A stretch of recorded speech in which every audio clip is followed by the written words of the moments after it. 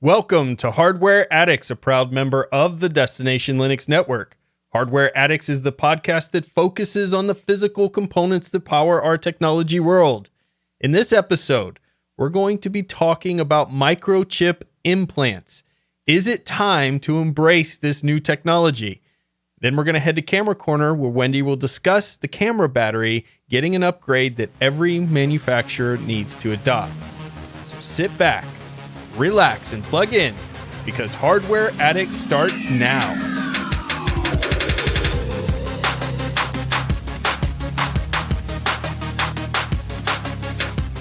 I'm Ryan, your tech guide through the universe, and with me today are my two co-hosts, Wendy, our resident photographer extraordinaire and hardware enthusiast, along with Michael, the software sage and hardware Padawan. Let's find out what tech adventures everyone has had this week. Michael, what have you been up to? I ordered a keyboard. I did order some hardware. Okay. I'm still waiting on the keyboard to arrive. It's been about 4 weeks now, and the supply chain issue thing that's been happening for the past year or so has never hit me really hard until now, and I can tell you, I don't like it. What keyboard did you order? I mean, I know, but the audience doesn't know that you've been waiting 4 weeks for. I ordered a System 76 launch keyboard, and the keyboard looks interesting. I am very excited to play with the multi-layer system of being able to customize the keys to how I want them. That sounds fantastic, but I also would like to not wait a month to get the keyboard. So, yeah, that's kind of an issue. Well, it's interesting. I did a video because I also ordered the launch keyboard from System 76. So I have a video on the DOS Geek YouTube channel out there. People can check out and get a review or first impressions of the keyboard. But something interesting happened after I did that video, and that is that the keyboard died all of a sudden. So this is a very pricey keyboard. For those who don't know, it's made in the US. There's a lot of cool things you can do with this keyboard, and it is a really premium feeling keyboard. I understand the fact this happens from time to time, no matter who the manufacturer is. It could be BenQ, Dell, HP, doesn't matter. Sometimes you're going to get that thing off the assembly line, and it's just not going to have the reliability. Something went wrong in the manufacturing process. And so unfortunately, when I got mine, the keyboard died. And that's not a problem in my book unless it happened again, or if there were many reports of having that issue. And honestly, after looking online, I don't see anybody else having the type of issue where the keyboard just suddenly dies. So I think it was more of a fluke. The issue I have is with System 76 customer support, in which it's taken me over a week just to get an RMA number. So I'll be doing some follow-up videos to that. So those who watch the video and, of course, listen to here, just know that I have some concerns with the customer service part of this whole transaction. The fluke thing of having a product or a piece of hardware that just goes bad, that happens. But the way you handle it from a company standpoint is very important. So we'll be getting into that. And I'll be interested when you get your keyboard, what your experience is with it as well. Yeah, I'm definitely going to be giving a video for that. And I have some plans to customize it by a lot because, honestly, I'm not a big fan of how it looks by default. So I will be replacing some keys at some point. I have that expectation that will be happening. But I am looking forward to playing with all, like having the software being able to be on my operating system of choice and not have to worry about that, which is fantastic. And so I'm excited about that part. But also, I think that your point about how this could be something that just happens because of any kind of manufacturing, things can go wrong. I think that's a good perspective, but I do think that the customer service is something that needs to be optimized or optimal for such a experience, and for them to take this long to give you an RMA number, that's kind of disappointing. Also, when I sent my email saying, "Hey, it's been 3 weeks, what can you give me like an estimate?" And the response was basically another week or two. And that's unfortunate. I mean, I understand that there's some kind of supply chain issue. The funny thing about it is that Ryan and I ordered, I'm pretty sure on the same day or like a day different or something like that. Maybe the fact that mine's taking longer means it won't, have the effect, the issue that you it'll have better quality control there. I mean, those things do happen, but you're right. When you're dealing with a premium priced product like this, you expect a completely different level of customer service. It's one of the reasons why so many people like Apple, because they are paying more money, but you also see the people raving about the incredible customer service where they'll go and bring something in that's even out of warranty and they'll just give them a new piece of equipment as a replacement. Now, it doesn't happen all the time. Everything has failure points, right? Where you get that one Apple employee that treats people bad, or you get that one situation where maybe System 76 had this perfect storm. But now if I call that a fluke too, then I've got two perfect storms happening from one company where it's a premium thing. So I'm just on the fence here. It's starting to look a little wonky with System 76. So I'll be interested to hear in the community if you have dealt with System 76 in the past, customer service. If you've had any experiences, let us know. And maybe it all is just a double fluke. A double fluke can happen, I suppose. I know we've definitely had other listeners of the show who have bought things from them. So yeah, I would definitely be curious as to if they've had issues or whatnot. How did that customer service situation go? Did they have any other issues with their hardware? So Wendy, speaking of hardware, I know you've been digging into some fun things with hardware because you always got something. So what have you been up to? I really, really needed a new mouse. I've been using a Logitech G502 Hero for quite a while, and this seems like it's an incredibly popular mouse. And I know we've talked in the past about the issues that I've had with it, where it was just being glitchy, it was stuttering, I wasn't able to accurately highlight things that I needed to. I would start a larger section, it wouldn't highlight everything that I wanted to, jump around. It was just, like I said, being glitchy. It's kind of hard to explain. But I'd finally given up. I'm like, that's it. I'm done. I can't use it anymore, especially when it comes to audio editing, photo editing. You're really needing this fine precision. And it's one of the reasons why I wanted a gaming mouse in the first place was because you can adjust that DPI, you can adjust the weight of the mouse and get that perfect mouse experience. And I just wasn't having that with the G502 Hero anymore. I pulled one of our old Logitech mouses, the one that has the thumb, the ball mouse, where you control everything with your thumb. And after using a high DPI mouse on my two 32-inch monitors, I was like, no, this doesn't work either. I do not like this. And I went and picked myself up a Corsair M65WL. That's kind of a mouthful when it comes to the name of this mouse itself. But I have to say it is absolutely awesome. I love it so much. The weight, I once again added all the weights to it. I like a heavier mouse. I think the weight is comfortable. One of the reasons why I chose this mouse is because it has the thumb rest. I was used to that on the G502. I loved that feature on the G502. So it was something that I was sticking with when I was changing up my mic. This one is wireless, and I didn't think that was going to be a big deal, but I'm absolutely loving the fact that I'm down one more wire on my desk. Yeah. It can be plugged in 3 different ways, so you can use the cable to plug it in, so that way it's always on, it's always charging, which I worry about the battery health of the mouse that way. You can also connect it with the dongle, which is how I have it connected right now, or you can connect it over Bluetooth. So when I was traveling to go see family here a few weeks ago, I connected it to my Surface Pro 6 over Bluetooth and still got the same great precision. Though I updated the software, the firmware on my Logitech G502s, because I have 2 of them. One is on the kitchen system. One my daughter is using now. And they don't seem to be having an issue, so I'm kind of curious is after that firmware update, if that maybe had fixed it for my main desktop, but I'm also not giving up my new mouse. Nice. Well, see, I couldn't use a mouse like this because I'm left-handed and it has that thumb rest on the side that would make it awkward for me to use. But the mouse looks awesome for somebody who is right-handed and doesn't need, like I use the G903 because it's a straight mouse. It doesn't have any curvature. And you can move the buttons around on it, which is nice. So I can move those side buttons from the right side of the mouse to the left side or vice versa. But this has a lot of those same features that make the G903 really an excellent mouse, like the fact that you can change the weighting and things of it. So it looks like a really good experience that you're having with it, which is awesome that you found a mouse that costs, I don't know, a third of the price of the Logitech and has a lot of the same features in there. So that's a big advantage there as well. But us left-handed folk, we can't use a mouse like this. So I feel sad now because I can't get one. That does make it harder for all of the left-handed people out there. You are limited in the type of mice that you can pick up just so that they'd actually fit in that left-hand side. And I'm sorry that you can't use this mouse. Maybe you need to learn how to use a mouse right-handed. No, that is not the solution. You know that my teacher, when I was in kindergarten, tried to make me write with my right hand?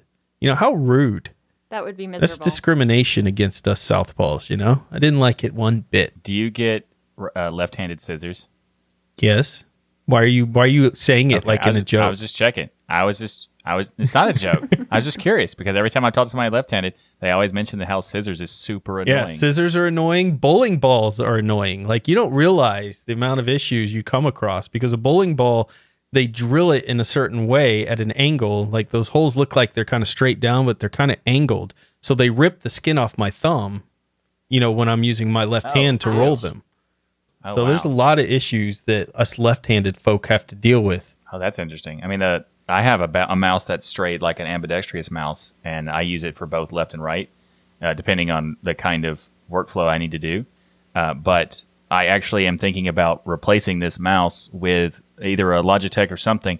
Like you were talking about being able to replace the buttons from the left and the right side, having like a big set of, 6 to 9 buttons on the side of the mouse in comparison to the current layout where I have 3 buttons that are relatively easy to get to, and then the other 3 are kind of awkward because I have to use my pinky or something.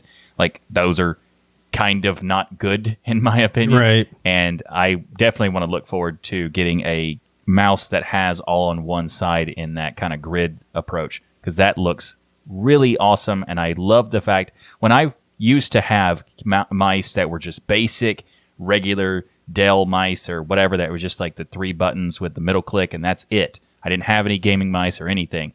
And then now that I have used a gaming mouse, I will never not have one of these. This is awesome to have extra buttons on my mouse. Well, and I set the thumb button on mine, so it is Control S. So when I'm doing audio editing work, that'll turn on and off the sync tracks for me. And so that's one less key combination I have to worry about when I need to move audio around just a little bit. That's a pretty cool little feature right there, turning on and off the sync mode with a button on the mouse. Michael, have you thought about that? You've got to move those around quite a bit. I basically avoid messing with my mice buttons because I use Wendy's so much cooler than you. Has all the. I have a keyboard dedicated to macros and shortcuts. It's okay, but it's not as cool as a mouse button. Just saying. I agree. I want to have both. I do heavily use the buttons that are next to the mouse, normal buttons, which are, I have its page up and page down, and I really quickly jump between tabs with that, and I love that part. Because for those who don't know, if you're on a browser or a file manager or whatever, and you hold Control, page up and page down, this works with pretty much every application that has tabs. You can switch back between tabs in like not a chronological order, but just like the order of how they're laid out on the application. And I do this all the time. Very nice. So Ryan, you sometimes do hardware. I know this is not your normal thing, but did you have a chance to do any hardware stuff this week? So I got to thinking about some of the hardware. I had a ton of stuff to choose from, and I decided to... Oh, really? A ton? I have a lot of hardware that comes through this house. I don't know why. I think it's those late night ordering sessions that I do at times. But one of the things that I've really enjoyed technology-wise, and this really came about, of course, because of the pandemic and all of that stuff, was this product called Fight Camp. And Michael knows, because he gets called every time I'm on the way to the gym, that I go to the gym every single day, do workouts and things like that. But with my kids, I also like to get them into activities, make sure my daughter and son can protect themselves. And we've done the classes before where we've gone into a physical class and we're taught boxing or MMA stuff or different types of karate and things. It's very, very expensive, and it's very hard with all the other activities and things that the kids are signed up for to get them there. And a lot of times they're either geared towards kids or geared towards adults. If there's a mixture, it's not really well done type of thing. So with those classes that you go to in person, so in comes a product like Fight Camp. And what's neat about Fight Camp is you have professional trainers or fighters that can teach you boxing or kickboxing. They have a piece of equipment like the boxing gloves and the hand wraps and the bags and things. And then you take something like a Roku, a Google Home, whatever you're using for your streaming, and you take your phone and you download their Fight Camp app. and then you stream it to your TV, and you can pick the classes that you want. So you can go to a beginner's course, an intermediate course, an expert course for fighting, boxing, kickboxing, those type of things. The technology side of it, beside the app, is that they have punch trackers that are built into this device as well. So in the gloves that you wrap, the hand wraps that you do before you put on your gloves, there's a little pocket for you to put these punch trackers in. And it, of course, counts the amount of punches that you're doing so that you can compete against other people as well who are taking some of the same classes that you're doing. And it's just been an absolute blast. Now, I didn't buy their Fight Camp bag and things. It gets pretty pricey out there. I just went and had a friend who works in the personal training realm, and they were able to get me a really nice bag, punching bag for me, my kid, and my son and my daughter. And we all basically will have a TV in the garage that we turn on, and we run through some of the courses, and it teaches you from beginner again to expert and all of these things. And they have new classes and even live stuff that they do and things like that. And it's just a really fun way to work out. So if you've ever been intimidated by the idea of going to one of these karate gyms or MMA things or anything like that, or you just don't have the time, generally these courses are broken up into just 20-minute segments. And I'm telling you, if somebody works out every day, 20 minutes of Fight Camp, and I am out of breath and I'm hurting. Like, it is, you'll throw 600-700 punches. And they also have you doing things in between, like plank punching or sit-up punching and all this stuff to kind of get your body worked up for this stuff. And it's quite incredible. So I wanted to mention this because I think it's a really fun thing you can do with the family as well. And a lot of people who might be interested in learning how to fight and those type of things, it's an option out there utilizing technology to be able to get the same style of classes and coursework that you would get in person. This is really cool. When I've heard of these professional like trainers, you get a personal trainer from like an app or whatever, and that seems really cool. I never thought of having some kind of martial arts style in the same way. This sounds really cool, especially for remote stuff where you don't have a lot of time to be able to go to a gym, or if you don't have a local gym near you. That's very cool to be able to do it with this kind of app. How long have you been using it? So I've been using this for about 6 months now, and I absolutely love it. My kids love it too. They don't view it as like, they're not like, oh gosh, Dad, we have to go down there and do this. They ask me to do it. They encourage me to get in there. They love throwing punches. They love beating awesome. Up the bag. They love trying to punch hard enough to move the bag around to them. And so you can get their kit. It is quite expensive, but when you think about the cost, if you've ever priced going to a dojo or something like that, you'll realize how cheap this really is at the end of the day, because they can cost several $100s a month going to one of those places in person, and then you don't have all the conveniences and things. You can get the $399 version, which comes with the punch trackers and things and one set of gloves and wraps. And of course, the app, I think, is around $30 a month or $40 a month, something along those lines. They have the kit that comes with the bags and everything else, but I also would recommend you go look online in your local area to see if people are selling punching bags and the equipment. There's nothing special about their punching bag. It's a nice punching bag, I've heard in the research, but there's nothing special about it. So you can just simply get a really nice standing bag, or if you want a hanging bag, you can get that for far cheaper than paying for theirs, which I think runs between $1,000 with everything if you want their bag and stuff to $1,299. So it's just much cheaper to go get your own equipment and then just utilize those punch trackers, which I think add a cool dimension to the workout, because you know how many punches you're throwing and the speed you're throwing, and you're competing with other people who are also doing the same course. And it sounds like it's an awesome thing for you guys to get to do together, cheering each other on, comparing your numbers as you're improving. Sounds like a lot of fun. Yeah, and we take a picture of Michael's face and we put it on the punching bags, and it's amazing. The kids just don't stop. So I know that this is not true, but I do believe that you would consider doing it now that you've said it. Yeah, now that I've come up with the idea, I might just go do that. And actually, there was a joke about, like, when I went over to Ryan's house one time, and his wife decided to print out the logo for Ryan, basically like the Das Geek logo, as if it is a representation of him. So I took one of those and I kept it just for a joke in the future. So when I come back, I'm going to be bringing that with me so that I can have your kids punch you instead. You wouldn't dare, Michael. You wouldn't dare ruin that piece of art. No way. I got two. Don't worry about it. All right, good. If you're a developer who needs to use the cloud to deploy your software but are having some problems, you can step into the octagon with your cloud computing issues and let DigitalOcean give it the old jab, jab, left hook. Because this episode of Hardware Addicts is sponsored by DigitalOcean. Cloud computing can be, let's say, complex, but standing up reliable, affordable cloud infrastructure really doesn't have to be. At DigitalOcean, you can enjoy a comprehensive portfolio of compute, storage, database, and networking products that put your infrastructure in capable hands so you and your teams get back to doing what matters most. Building world-changing apps that grow your business. DigitalOcean also provides you with predictable pricing, robust product docs, and services that developers love. DigitalOcean also helps teams regardless of the size of your dojo. If you have a dojo of one person or a dojo of 1,000 people, DigitalOcean helps your team grow with their simple, powerful cloud computing services. And as a listener of the Hardware Addicts podcast and a member of the DLN community, you can get started for free. In fact, it's better than free because DigitalOcean is giving you a $100 free credit when you go to do.co/tux2022.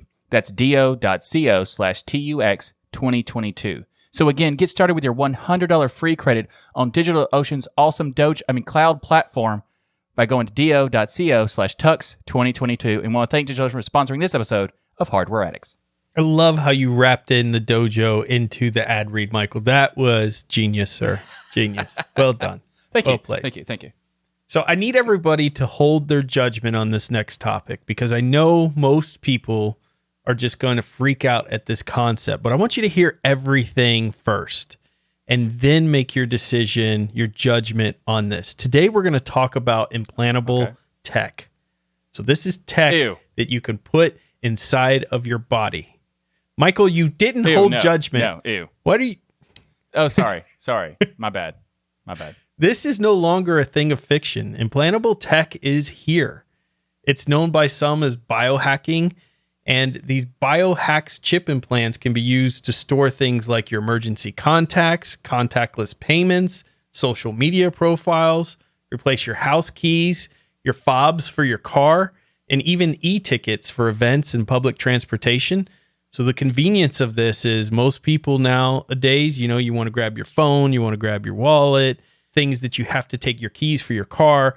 But some of those things could now just be implanted. You don't have to grab anything but maybe your phone with you because your key fob to be able to get into your house and those things can be done with this simple implant. You'll be able to get in your home, be able to start your car, all of that. Yeah. And at some point, we may have, how people do like the whole thumb and finger to the mouth, like pinky to the mouth, thumb to the ear. Then you could actually have a phone embedded into your hand. Now, no, thank you. I don't really want this, but that could be a thing. You're judging again, Michael. You're judging again. My bad. Ew, yuck. Okay, continue. So additional use ideas besides maybe eventually having an implant that you could use as a phone, which probably will happen if it's not already in the works, is GPS. You could have people talking about taking these and implanting them in their children to make sure you never lose track of your kids. This is a big concern with parents. Yeah, where you're worried, just like you put them in your pets, right? Because if your pet escapes or runs away, you've got these implantable devices in your animals, and people are worried about someone snatching their kid or their kid getting lost. You could have a device that's inside of your kid to tell you where they're at. It's possible. Potential use case there. So there goes all of those horrible decisions that we get to make as teenagers that help build our character. That's true. Because your parents, when you tell your parents, hey, I'm going over Michael's house, but you're really going over somebody else's house, then your parents are going to know because they're going to check the GPS and be like, you were lying. You weren't at Michael's house. So you won't be able to get away with stuff like that. They can already do that with the phones. That's true. Right? So they can already. So this is a little bit. Okay, no judgment. Let's continue. You can turn a phone off. You can't turn off a piece of microchip that's in your hand, in your arm. Exactly. Challenge accepted. Or I could leave my phone at Michael's house and still go hang out with somebody I'm not supposed to. You could do. The kids are clever these days, man. Yep. You got to think on their level. Michael, I guess let me ask you right off the bat. You're jokingly saying, ew, gross, yuck. What are your thoughts just hearing this initially? Now's your time to judge. What do you think when you hear about this technology and its potential? Okay, so seriously, not joking. Ew, gross, yuck.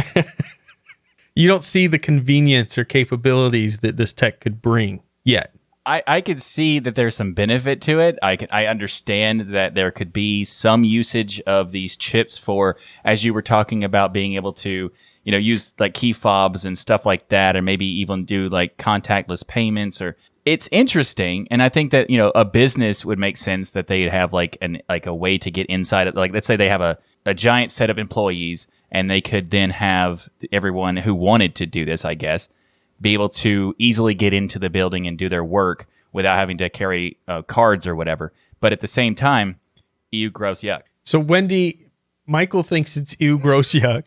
What are your thoughts initially on this tech? And we'll get into more details here in a moment. In some ways, I feel the same way as Michael, and it's more that privacy factor. I do like to give my children some privacy. I am still their parent, right? I want to know what they're doing and what's going on in that realm. But I think it's far too easy. We're already seeing this with devices that we pack in our pockets all the time, and how some of that information is being taken and used in ways that I don't necessarily think is the right way of doing it, or ways that I don't want my data being used with our current technology.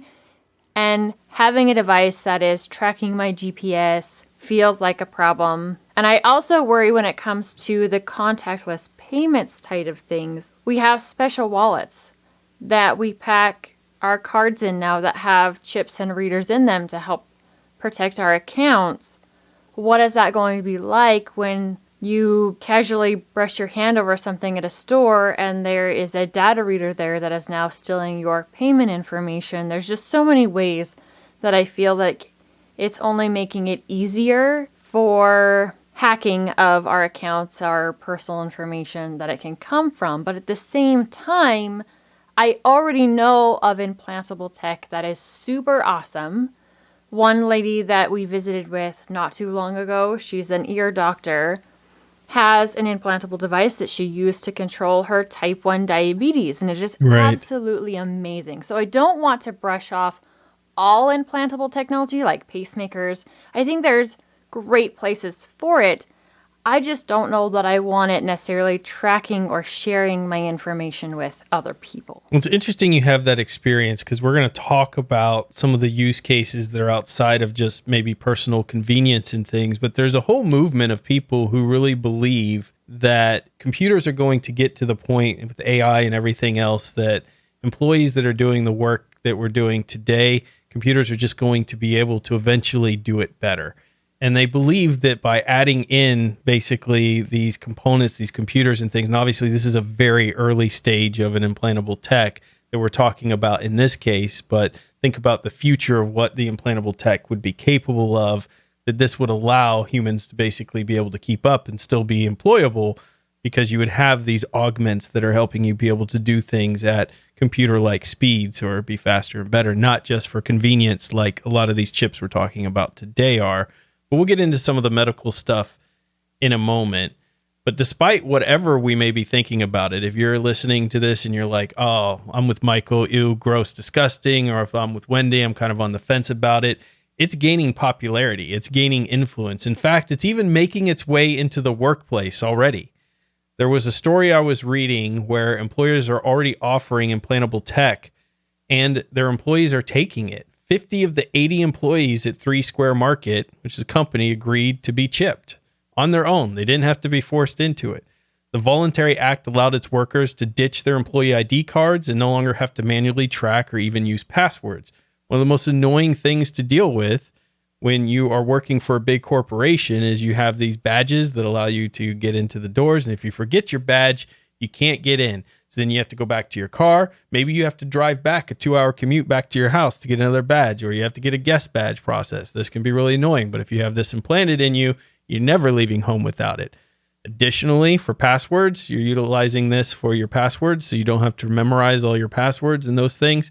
So it just makes it very convenient. Convenient enough that the majority of their employees decided to go ahead and get chipped. Now, typically, this chip implant is placed between the thumb and your index finger. So that skin that you have there between your thumb and index finger is where these are placed. And they're about the size of a grain of rice, but they're getting much, some of them are bigger, some of them are small like grain of rice, but just depends on the type of implant you get. A lot of them do not require a battery or other power source, and these devices either use RFID or you may hear that they use NFC. So does that change your mind, Michael, hearing that so many people are volunteering to get these from an employee standpoint? Does it make it a little more interesting or no? It does make it more interesting, and it also makes me think about, like, is there a way to get it out for being able to replace it? Let's say, for example, if you leave that company, that chip would no longer be valuable. Or maybe it's like a universal chip that you could use it and like customize it and code it however you want to. That would be interesting. But I also have this one fear that maybe, what if the people who work there, what if they give each other a high five? Would there be data corruption? So you do have a lot of control within the apps to customize these chips. So if they leave, they can take these chips and through apps on their phone, basically reprogram them for other purposes that they want to use it with. So you can update these chips with different information or changes, different employees and those things. So if you got one and you loaded some information on it, you could always go in there and change that to something different later on. Okay, well that's better. I was kind of feeling weird about that in terms of like it's being from a company, but if you can modify it and update it and stuff like that, that does make sense that you could use it for a wide variety of things. So that's pretty cool. Yeah. Although, still, gross. Yeah. There you go. Well, before we go any further, let's talk about NFC and RFID real quick. So NFC or near field communication. This is what's used to transmit or receive data via radio waves. It's very different than Bluetooth, which we know everyone's familiar with, in that it functions through electromagnetic induction. This means there could be a passive device, such as a poster or sticker requiring no power source, but you can have ones with power sources, of course, and it transmits data with an active device that contacts it. NFC is actually a subset or evolution or type of RFID that you'll hear about, or radio frequency identification that has a shorter range but allows for peer-to-peer communication. So RFID lets you identify devices using radio waves and then get more sophisticated from there with different specifications, allowing for long range, short range, passive or active forms. And, you know, the RFID systems usually compromise things like tags and readers and antennas. We all interact with this stuff every day, whether we realize it or not. For RFID, typically you're going to see things like asset tracking. It'll be used for race timing, attendee tracking for events, or even stores, knowing how many people coming in and out, inventory management. NFC, you typically see things for like what Michael was talking about, contactless payment, information or data sharing, in-store check-ins, etc. So NFC is typically considered a little more sophisticated of a variant of RFID there. Yeah, with the contactless payment, you have like credit cards now have the tap to pay thing, and they're using NFC to accomplish that feature. And I use that all the time now because I prefer to not have to swipe it, or really it's because, you know, when you have the chip, you got to plug in the chip for the card. It is incredibly annoying when it goes through and it tells you to remove it. It's always this really loud, awful or you removed sound. It too soon, or you didn't, you know, whatever. You left it in too long. Exactly. There's all these little things. Yeah, exactly. And if you don't leave it in long enough, it'll complain to you with another annoying sound. So it's kind of funny when sometimes I go to a store and I do the chip thing, and then the sound isn't horrible. It makes you actually have to comment on it being, oh wow, it's not a horrible sound. Thank you.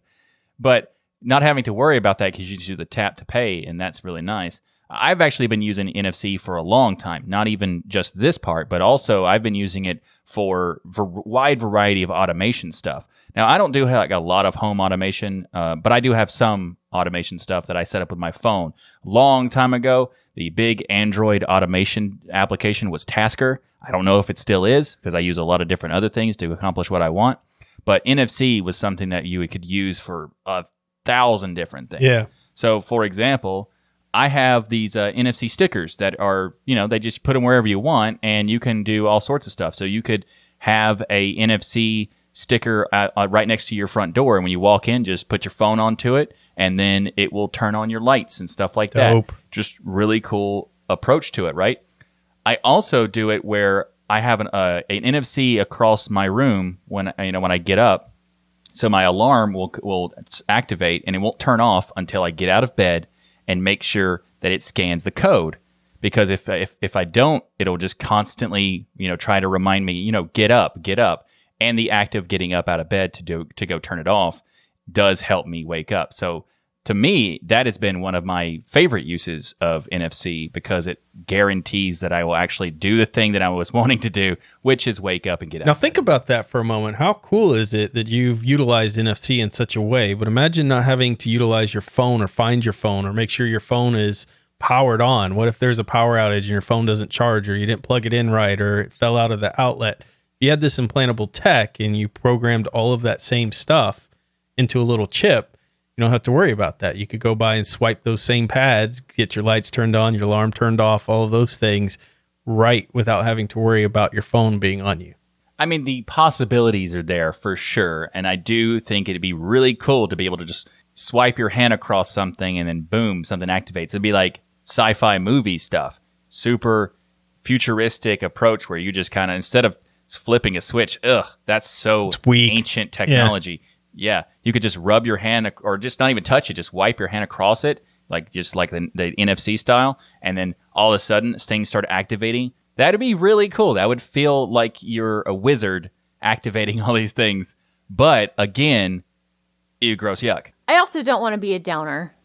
And I complain about new cars all of the time. And one of my biggest complaints about new cars is they've got all kinds of computer boards and chips in them. So that makes them proprietary technology, which you have to go to a specific dealer in order to get them worked on, or they have to have the right computer in order to read what's wrong with it. And then in the case of certain vehicles, once they're so old, that board is no longer made anymore. We have a vehicle that currently has that issue. It's got a bad board in it. They don't make them anymore, so the only way that you can find them are boards off old vehicles anyway. And I worry about what that's going to look like when it comes to the house. I don't want a newer vehicle because I don't want to deal with that kind of thing with vehicles that have more technology built into them. Not that the technology isn't so cool with what it can do. It's the long-term maintenance of that and the long-term cost of keeping that up, or not being able to find parts. If you have a house that's full of all this kind of technology, when something goes wrong, when your heater goes down, is that going to take out your water and everything else with it because it's all connected on the same board? What is that going to mean when, for some reason, there's a glitch in the system, there's a bug, and you go to swipe it and the alarm doesn't go off and you're stuck for 2 days with your alarm constantly going on? Yeah. So there always has to be kind of a manual override or intervention, and the interconnectivity, definitely true that there can be issues with that as well. On the flip side, it's very convenient, but there are also issues that can come along with it. Or you get a chip, for instance, that gets outdated very quickly. We know technology changes so fast and so quickly. Are you going to constantly be having surgery to get one out and put back in? Not that it requires really surgery to put them in. You can actually do it yourself, which we'll talk about here in a moment. But most of these are actually NFC based. And this works like microchips, the same microchips that people put in their pets that we mentioned earlier. So if you find a pet that's been microchipped, most of the devices they're implanting in the dogs, they have to be physically found first, and then they take a scanner and scan it, and then they get information about the owner's data. So these chips kind of work similar to that. There are, of course, GPS versions as well, but for the most part, these are ones that require manual scanning. So you're talking about the GPS thing that you could have embedded like the dog stuff. And I thought, well, one, what about just giving a kid like a necklace that had a GPS on it? That's an option. Or maybe there's like a temporary way of doing an implant. Like I saw this TV show and they made a couple jokes about, you know, this one person is not involved in what they're doing, but they don't believe that that person's not involved. So they make them swallow a GPS chip, like a GPS, like one of these like grain things. And then they make a joke about it, and then after they start talking about it, every single person had that person swallow a GPS thing, so they had like 6 or 7 in them. And I thought, maybe that's a way, because if that's actually possible, which I have no idea, if that's possible, you could maybe have like a 2-week period or a few days. I don't know how. No, you just put a strainer in the toilet, and you just get it out and re-swallow it every time. This is brilliant, Michael. I don't know why nobody thought of this. This is a hard no. That's not going to happen. Negative. Maybe not maybe not recycle the chip, but just maybe buy a batch of them or something. The e-waste potential there, Michael. I don't know. I don't like your idea. And then rubbing your stomach up against the NFC readers and stuff to get it to scan. I'm not feeling this. You know, I'm not. Okay, might be a little socially awkward. Yeah, just a tad. Like, hey, can we exchange information? Get really close to my belly, you know? I don't know. Or be like the Pillsbury Doughboy where they just like push your stomach and a ringtone happens. Yeah. Well, there are several sites I found selling implantables, not the kind Michael's talking about that you would swallow. That's his $1 million idea. These are the ones that you would stick between your thumb and your index finger.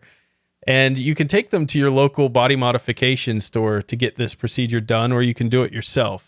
Having watched the procedure, I'm going to tell you this needle is very scary. It is not like a typical needle. It is hollow. It looks thick. And you're shoving it between that skin of your index finger and your thumb, which if you pinch doesn't really have a lot of feeling. So people don't seem to flinch or be really bothered by extreme pain or anything. There's barely any pain at all. It's almost like people treat it like getting maybe a shot, a vitamin booster in your arm or something like that. They just don't seem to feel a lot of pain with it because I don't think there's a lot of nerve endings there, which is probably why it's a popular place to get it.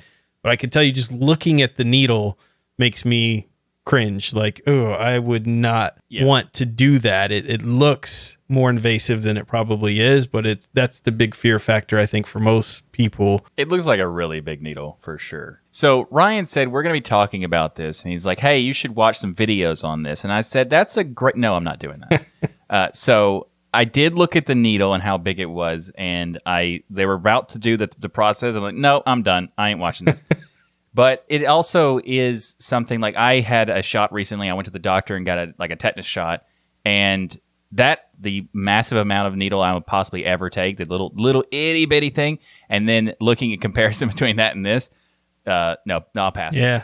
Well, Wendy, you have some body modifications through piercings in your ear. And these are modifications. They're putting holes in a part of your body and shoving a piece of metal in it, maybe with a pretty piece of jewelry at the end, but it's very kind of similar concept, except it doesn't have the cool NFC usage and stuff. Does this freak you out with the needle potential here? I definitely don't have problems with needles, and I was trying to see what gauge that needle was, how big it is, and I really can't find any information on that. I'm sure it's somewhere out there. And I have lots and lots of ear piercings. My left ear has 10 all by itself. My little lonely right ear needs more. I'll eventually get to that. I'm not done. So needles aren't an issue. I already go to a body mod professional and say, these are some different things that I want done. And I almost think that this would heal in some ways faster. So I do have concerns on where it goes for the body mod aspect. Yeah, it's going to be completely and totally enclosed, so your body can heal around it. One of the downsides is you use your hands all the time. I mean, it's incredible how much use you have with them on day-to-day aspects of that. And it being inside your hand right there, I think you've got some potential for infection or some soreness to kind of linger just because you keep irritating where that item is inside your hand. Though, like you said, there's not as many nerve endings right there. It's fairly thicker. Shouldn't be too big of a deal, but I think you would have some lingering soreness just because the fact that you want your other piercings, your ear piercings, you're supposed to leave them alone. You're not supposed to touch them other than cleaning them twice a day, morning and night. Otherwise, not moving them helps your body heal because you have that tunnel of skin that'll form around it over time. And you don't want to disturb that very, very delicate tissue. Whereas in your hand, you can't help but move it as you use it every day. So I'm kind of curious from people that have had it done, what is that healing process like? How long does it take to not hurt anymore? Apparently it doesn't hurt much at all, even after the recovery period. So, and a lot of the videos I was watching of people who volunteered to get this done were freaked out by the needle, but were just surprised again that there was no pain. And the healing process was a few days because it doesn't do a lot of damage. Where it's going specifically, it's in a higher layer of your skin. So it's not like it's going into the muscle area or anything like that. So it's just kind of hanging out in that flap of skin. It's not very invasive from that standpoint, and the healing's very quick. And I believe somebody specifically asked a very similar question to yours. What about infections and those type of things? And the person, again, who was kind of promoting this idea was saying they'd never heard of a case in which that had taken place. outside of course, people doing things themselves and doing it wrong, where they go too deep or go in the wrong spot and things like that. But if you're getting it done by a professional body mod person where they're doing the right procedures, which requires them to take a light in some cases and shine it through your hand to make sure they're not going to hit any nerves, or there's no nerves crossing in the area, and actually marking where exactly the implant's going to stay and go. And there's a big process to make sure it's done right, just like when you're doing any type of body modification. So if you're wanting to do this, buy the device and go have a body mod professional do that, you definitely want to be asking around, hey, do you have experience in this? Have you taken classes in this? And most of the people who have had training are more than willing to be like, yeah, absolutely. This is where I got this done. This is who I was under in taking some specific training. So they're very, very open when you find a good one. And I would do the same thing with this. Absolutely. Make sure you found somebody who's had training and placement. Somebody reputable. Where it's supposed to go. Yeah. And if you go to things like DEF CON and stuff, apparently they set up tables where they have a professional person who does hundreds of these there who will do them. You buy the chip and they'll do the implant placement for free and things. So there's a bunch of different ways you can get this type of tech. And by the way, anybody listening has this type of tech. I'd love to know your opinion on all of this stuff there. I don't personally know anybody that has it, but if you want to order them, dangerousthings.com is a very popular place to get these microchips. And I think it's appropriately named. Michael, you laugh, but I like that they put it right in the name that, hey, you're messing with something dangerous here. It's new, it's cutting edge. Fair enough. You know, let's call it dangerousthings.com. Yeah, I respect just going out on the limb and saying, hey, dangerousthings.com, but sure, why not? And then you've got chip-implants.com as well that sells some of these, but Dangerous Things seems to be the one I see coming up the most from people talking about the different chips and devices that they have. If we take a deeper look at like the X4 that's there, one of the versions of this, it's encapsulated in a biocompatible glass capsule. And these are very difficult, impossible to shatter. They've never heard of a case where they've ever shattered. They can take extreme abuse. If you think about it, again, a little thing the size of a grain of rice that's very compact and thick, special biocompatible glass that they're using here. So there's no stories of it ever shattering from people falling or anything else with this. Cryptographic methods that they use, so there is some protection in the data and things, is 2KT DES, 3KT DES, and AES 128 to encrypt this data that you have on this chip. It can accommodate up to 28 different applications and 32 files per application in its file system on this little chip that you implant. It has memory up to 8 kilobytes, and it is both Android and iOS compatible with the software. These sites often compare this whole procedure to being no different than carrying your phone around. People talk about the privacy aspect, which, like Wendy, was the first thing that came to my mind. And anytime someone was like, I don't know how I feel about having a tracker on me at all times, people were like, you have one, it's called your phone, and it's on you at all times. And then people were like, well, I don't know about having NFC on me at all times. And they're like, you have one, it's called your phone, it's in your pocket at all times. So a lot of them were basically saying you're just getting this convenience of the same thing you're carrying around anyways that's implanted into your skin. But maybe you're one of those people that's still rolling their eyes at this idea, going, ew, gross, disgusting, like Michael, and implantable tech. But Wendy was on to something earlier that this implantable tech also saves lives. Implantable pacemakers, defibrillators, contain multiple sensors, allow for continuous monitoring of patients' heart health 24 hours a day. There are designs that work for people with disabilities who can use the chips to automatically open doors, for example. So those are some use cases. They're outside of just simple convenience. The FDA has also approved a fully implantable glucose sensor and compatible mobile app for adults with diabetes, which I think was what Wendy was talking about.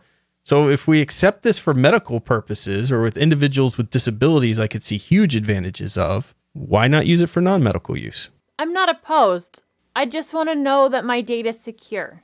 Yeah. And how do I don't trust many of the companies right now that I feel would be managing that data. I'm not opposed either. I think that there is, like Wendy was talking about, how she does have body modifications with piercings and stuff like that. And I have no piercings or tattoos because my body is my temple. So come on. What about tattoos? Mine too, and I decorate it. Yeah. Right? Like I decorate my temple. Exactly. Tattoos, I don't have any tattoos either. You're so weak. I have no problem with people getting tattoos, but I'm not going to be doing that. Weak. And No, the reason is because my body is a temple. It's too now, perfect to tattoo up, huh? Exactly. You don't want to mess with perfection. I got you. Of course. Exactly. Makes sense. Also, I don't want needles, but the temple thing more importantly. However, I do have one thing about the medical purposes. A friend of mine has a cochlear implant for hearing loss, and I think that is fantastic that exists because it makes it possible for them to hear without it completely diagnosed as deaf, and with it they actually can hear things, which is amazing technology that's even possible. Yep. Yes. So in those cases, I think the implantable tech is amazing, and in regards to this, the wizarding world that we were talking about of being able to activate things with just wiping your hand across, that's cool, but still, no thank you. I will pass. Body temple and things. There's an interesting pull for me with this technology because at first I was very much with Michael. I was like, ew, gross. Even though I have tattoos, I've had piercings and things, I just felt like this was gross and I don't want to stick a hollow needle in my skin.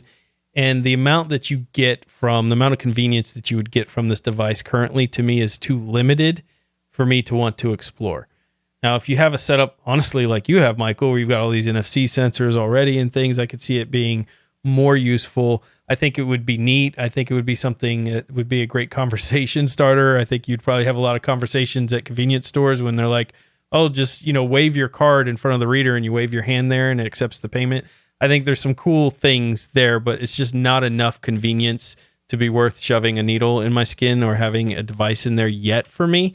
However, when I think about the medical purposes, you were talking about the cochlear implant here as an example, and you think about the way of being able to augment our current abilities to be even greater, things like contacts that allow us to see further away, taking some of the technology that we've learned from some of the medical devices like the cochlear implant and improving our hearing for jobs where that's imperative, that you be able to understand your surrounding and everything around you, maybe even a military application and those things. When we start taking some of the capabilities from the medical disability side and you start putting in those, can we augment to make ourselves even better, have better vision, better hearing, maybe more strength, those type of things, then it starts to become even more interesting for me as a potential. But there's always the hacking that comes into play. There is nothing out there that is hack proof. There's no such thing. Neither is your phone, your smartwatch, or tablets, but they're not inside your body. And everybody here was talking about privacy and tracking abuse and things like that. And I think those are very real issues. In fact, I was looking at one site that was selling some of this stuff, and they have an iCopy XS, which lets you clone RFID devices.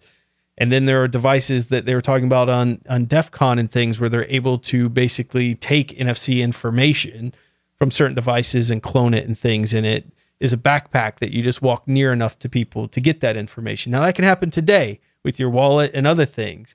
But the fact is, having that implant at your hand when you're walking with your hand by your side and someone just walks by you with the backpack and is picking up information, maybe the signal isn't that far yet, but as this technology improves and has more use cases and things, I just don't know. That's the big fear. Or any body modification that I was even talking about futuristically, I think the fear continues to be, what if it's hacked? Because no matter what encryption you're using, no matter how strong the encryption you're using is, everything can be broken. Everything has the potential to be compromised. If nothing else, I think that's one of the things that Bo Weaver, who has been on the Destination Linux show, has emphasized time and time again.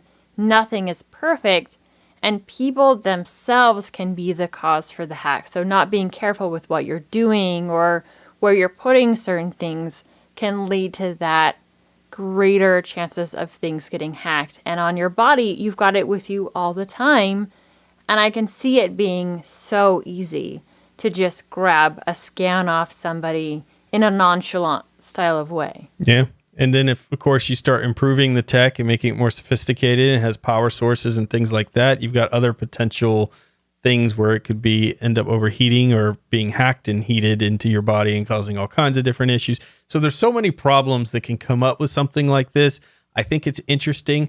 I'm not ready to take the plunge yet, although after learning more about it, specifically the medical uses and things, I was a little more interested, but I still wouldn't take that plunge. And so everybody knows we're not advocating for this tech in one way or the other. We're just letting you know it's here. And a 2021 survey of more than 4,000 people across the UK and European Union found that 51% would consider getting implantable tech, which means it's not as frowned upon as you might think. The devices used to treat illness or help with medical conditions seem like an amazing use of this, like we talked about. And if you think about it, piercings and tattoos were once considered fringe, disgusting, taboo, and they were just for, people of a certain caliber would get those type of things. But now today, the same stuff, piercings and tattoos, is everywhere. You have moms getting it, dads getting it, kids getting it. Everybody has this stuff, and it's not fringe or taboo or frowned upon like it once was. So maybe we're just those same people that were frowning upon it and going, ew, gross, disgusting. The same type of people that were doing that back in the day with tattoos and piercings. And when our kids grow up, it'll be normal to go down to your body modification shop and just get some implantable tech. That makes sense. That could be an issue. I'm thinking about like things that could be problematic for this. Like I was talking about the high five, maybe there's data corruption. What about when you shake someone's hand and they have that little joke thing that gives you a shock of the little buzzer? Would that create some kind of corruption in the data? I don't think those buzzers are powerful enough. I mean, if you're shocking somebody, it's not like the comic book Joker, where he's got one that fries you into a skeleton. Like they're just a little buzz. I don't think that's going to have any impact, Michael. Well, I'm just saying, I think think about the other possibilities. thing we've learned here is Michael has a very, very large imagination. He sure does. We don't have to worry about this tech, and that is Bitwarden, which helps keep our passwords secure. Bitwarden lets you set up things like a PIN to easily access your password manager, as well as additional authentications, such as master passwords, and adding phrases to fingerprint security, all to keep your passwords safe. That is what they do. Bitwarden is the easiest and safest way for individuals, teams, businesses to store, share, and sync their sensitive data. Go to bitwarden.com/DLN to get started for free. But if you're like me, you're going to want that premium account that starts at just $10 per year. What comes with that? 1 gigabyte of encrypted file storage, 2-step login with YubiKey, U2F, and Duo, Vault Health Reports, TOTP authenticator storage and generation, plus priority customer support. Make the smart move like many of the community have and go to bitwarden.com/DLN to get started for free. Though if you're like me, you're going to show your appreciation for this awesome open source software and get that premium edition that starts at just $10 per year. Thanks to Bitwarden for sponsoring this episode of Hardware Addicts. All right, Wendy, take us into the camera corner and tell us about this camera battery that every manufacturer should be doing. When I saw this, I got so incredibly excited. And it's by a company called Nitecore, at least that's how I'm assuming it's pronounced. They aren't an official camera maker, so this is a third-party battery. The one in particular that we're talking about is made for a Sony FP-Z100.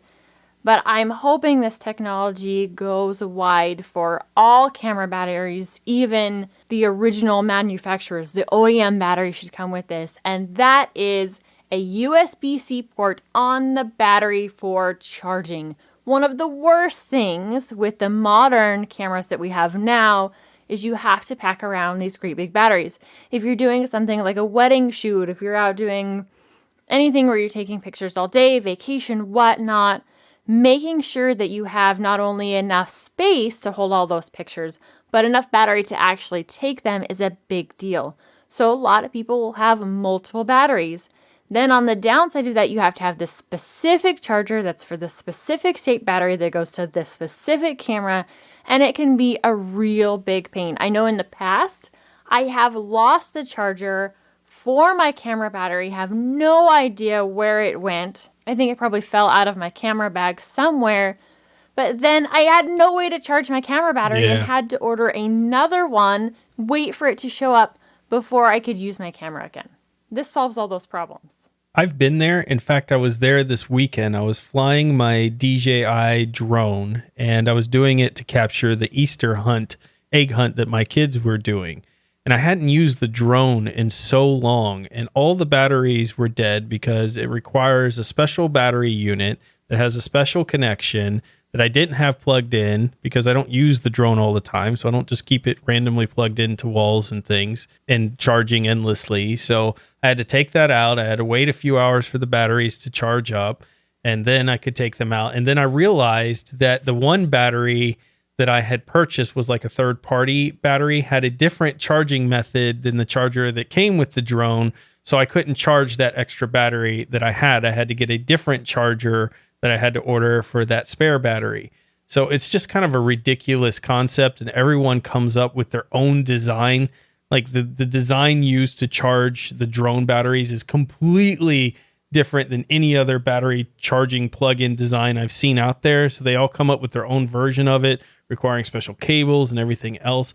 I love this idea. I love that we standardize USB-C, first of all, for computers and every device. I get mad if a device doesn't have USB-C at this point.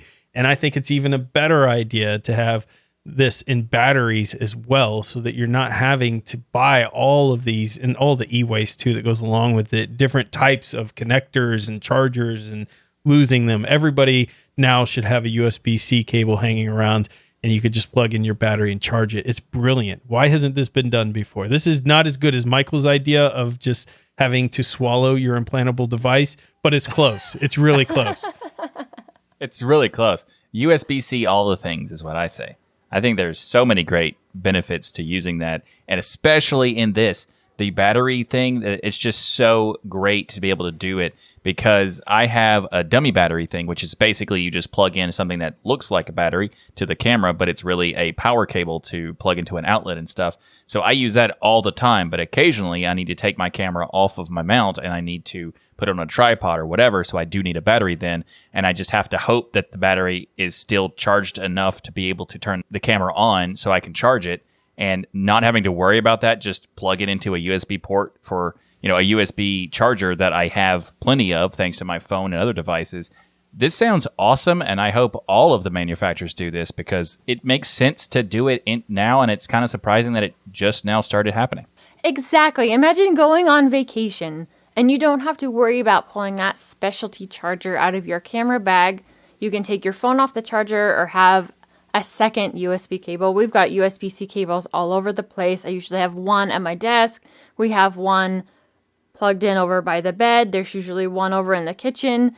Pick one, take a couple with you, and no matter what device you're using or need charged, you have this universal charging station that everything can go on. You're good to go that night, and the next day you're off taking more pictures of your family or the places you're off seeing.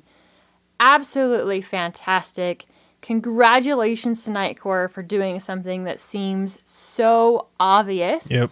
And I hope they make more batteries to support more cameras that have this technology on it as well. In addition, they actually have a button on this Nitecore battery. It looks like that you push and it tells you what the charge is on the battery as well. This is just a really cool battery all the way around. Like, this is how batteries packs should be done for everything, not just cameras, drones, all of that stuff. This is brilliant. Absolutely. All right. Well, that's it. Our 59th episode of Hardware Addicts is a wrap. Thank you for listening to the show that brings you your bi-weekly tech fix. And if you're not all lit up on tech yet, then be sure to check out all the amazing content on the Destination Linux Network. Head to destinationlinux.network to check out all the amazing podcasts. Also, YouTube partners. If you're one of those people, you want to watch video, it's on YouTube as well. We've got tons of YouTube content out there. Michael creates YouTube content. GameSphere's out there. My content's out there. Even the podcasts themselves are out there. So you can listen to the audio versions on YouTube if you want. Make sure to subscribe, hit the thumbs up, leave ratings for this podcast in your favorite podcasting app. There's so much there on our network to fill your brains with. Remember, there's no such thing as too much hardware. Learn, build, innovate, and grow. We hope you enjoyed the show. We'll see you next time for another gross, yuck episode of Hardware Addicts. No, wait, that's not right. Let me try that again. We hope you enjoyed the show, and we'll see you next time for another episode of Hardware Addicts to implant hardware awesomeness into your mind temple. I like it. That one I like. The gross. I mean, this is the only time we've ever covered gross stuff, I feel like. So I like the implanting tech into your temple. They probably shouldn't expect that. We've covered gross, but it's usually on the lines of, can I fix my tech or not? Yeah, that's true. Gross when they release technology that you can't repair yourself or upgrade yourself. That's gross, for sure. Oh, that's true. So in some ways, it is accurate to sometimes. Yeah, so I guess we do cover growth stuff. Yeah, we'll say both of those. Both of those are applicable now. Thanks for listening, everyone.